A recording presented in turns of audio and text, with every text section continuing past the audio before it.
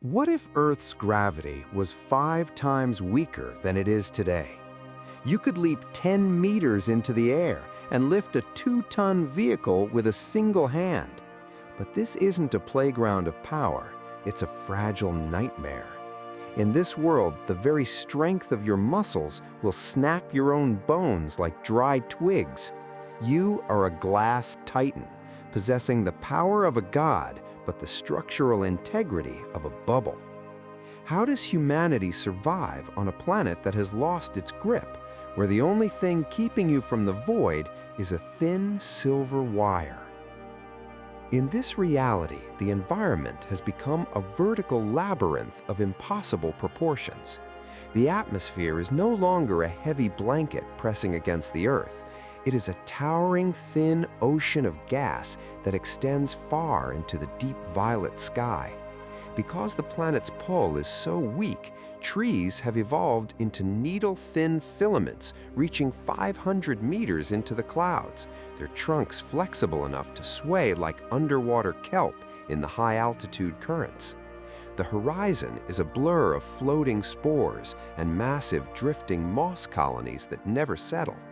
This is a world of constant motion, where the concept of falling has been replaced by a slow, agonizing descent that can last for minutes, giving you plenty of time to contemplate the impact.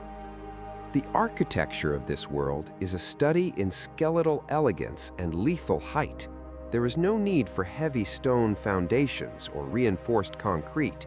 Human cities are suspended webs of carbon fiber and biological silk, tethered to mountain peaks by high-tension cables that hum like the strings of a giant instrument. Buildings are translucent shells of aerogel, spiraling upward like frozen plumes of smoke. There are no elevators or stairs. A citizen simply pushes off a landing pad and glides through the hollow core of the city. But this vertical freedom is a trap. To live here is to exist in a state of permanent instability, where a single miscalculated jump can send you sailing into the thinning oxygen of the upper atmosphere, far beyond the reach of any rescue. Every balcony is a launch pad, and every window is a potential exit into the void. The cities are not built on the ground, but hung from the sky, relying on the constant tension of massive anchor lines that descend into the dark, crushing depths of the canyons below. Human biology has paid a devastating price for its superhuman strength. While you can lift a car, your skeletal structure has withered into a hollow, honeycombed frame, as light and as brittle as a bird's. We have become gaunt giants, reaching 3 meters in height, with elongated limbs that look like stretched porcelain. Our muscles remain powerful, a legacy of our predatory past, but our bones are no longer dense enough to anchor that power. A sudden, violent movement, a reflexive sprint, or a hard landing doesn't just hurt, it causes the muscles to literally tear the bones apart from the inside. We are forced to move with a calculated, slow-motion grace to avoid self-destruction. In this world, the greatest danger is your own strength. To exert yourself is to risk a catastrophic internal collapse, where your own kinetic energy becomes a weapon against your frame. Every gesture must be measured, every step dampened, as the human body has become a high-powered engine trapped in a chassis of glass. Even the simplest elements of life have become alien and dangerous. Water in 0.2 G does not behave like a liquid. It behaves like a living predator. Surface tension dominates over weight, meaning that a spilled glass of water doesn't hit the floor. It forms a shimmering, sticky sphere that drifts through the air. If such a sphere encounters a human face, it wraps around the nose and mouth like a gelatinous mask, impossible to shake off. In this world, drowning is a common household accident that happens in mid-air.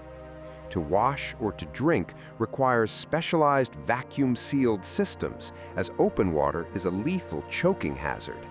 Our kitchens are clinical, pressurized environments, and our bathrooms are chambers of complex fluid management, where a single stray droplet can cause a localized disaster. Transportation is a silent, kinetic ballet. The internal combustion engine is a forgotten relic of a heavier, more violent age. Its vibrations would shatter the ultralight, silk membrane vehicles that drift between the spires.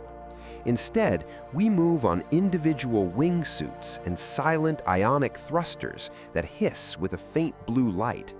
Long-distance travel is conducted via gargantuan atmospheric platforms, massive, slow-moving structures of thin membranes that resemble prehistoric jellyfish drifting across the indigo horizon.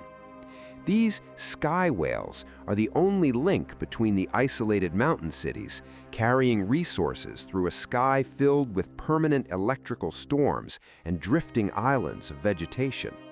The ground is a graveyard of dust and shadow, a place where the air is too thick and the light too dim. Life happens in the high reach, a three-dimensional grid of cables and floating docks, where the only limit is the capacity of one's lungs and the tension of a wire. Warfare in this reality occurs not on a battlefield of Earth, but in a clinical, terrifying game of momentum and precision. There is no heavy armor or crushing artillery to dominate the landscape. Instead, combat has evolved into a high-velocity aerial dance where needle-thin projectiles travel for 20 kilometers in a perfectly straight line, unaffected by the weak pull of the planet. Soldiers are not warriors of brawn, but masters of three-dimensional maneuver, using the faint thermal updrafts to position themselves for a single decisive strike. A battle is a complex geometric puzzle played out at 300 meters per second. To be struck is not just to be wounded, it is to lose your tether and begin the long, slow-motion drift into the dark lowlands, a death sentence of isolation and thin air. There are no front lines, only spheres of influence and high-velocity intercept zones, where a second of inattention means a permanent fall into the abyss.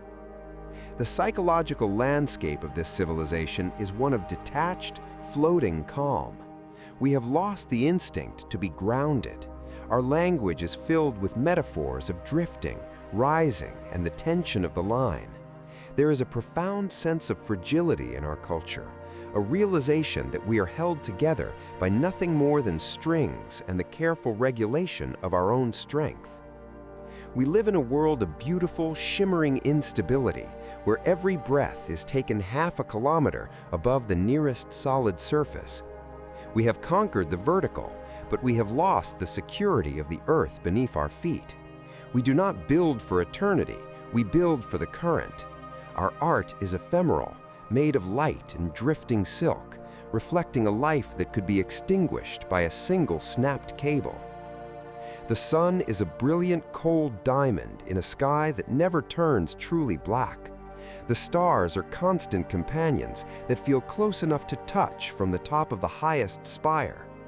We live in a world where the eyes are always looking up, where the body is as light as a thought, but the mind is heavy with the knowledge of its own brittleness. The investigation into the one variable continues. Every second of existence is a testament to the fact that we have traded our stability for the sky. We are the masters of the heights, but we are prisoners of our own anatomy. We live in the light, but we are one broken cable away from the dark. This is the price of a world without weight. The investigation into the one variable continues.